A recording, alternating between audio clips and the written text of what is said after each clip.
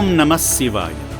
చౌటుప్పల్లో కొలువైన శ్రీ శ్రీ శ్రీ పుణ్యలింగేశ్వర స్వామిని భక్తి శ్రద్ధలతో ఆరాధించి స్వామి నీడలో సేద తీరుతున్న దీనులను ఆదుకుంటే భక్తుల పాపాలను పరిహరించి పుణ్యఫలాలను అనుగ్రహిస్తారని భక్తుల ప్రగాఢ విశ్వాసం.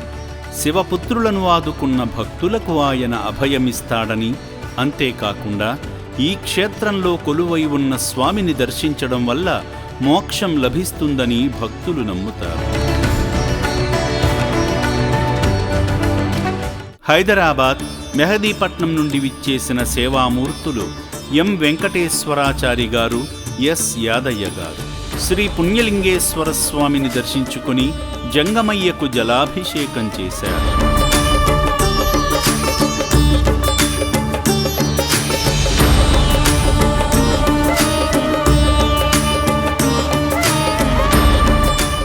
స్వామివారి ఆశీస్సులు పొంది హోమంలో పాల్గొన్నారు.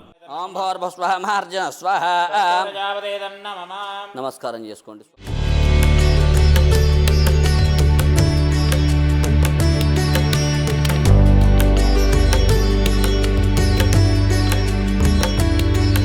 ఆలయ నిర్మాణానికి ఇటుకలు అందించి శివాశీస్సులు పొందారు. ఆశ్రమ వ్యవస్థాపకులు గట్టు శంకర్ గారు ఆలయ నిర్మాణ సంకల్పం గురించి వివరించగా, సేవామూర్తి యాదయ్య గారు హంసరాజు గారి తరపున అభాగ్యుల అన్నదానం నిమిత్తం సాయం చేశారు.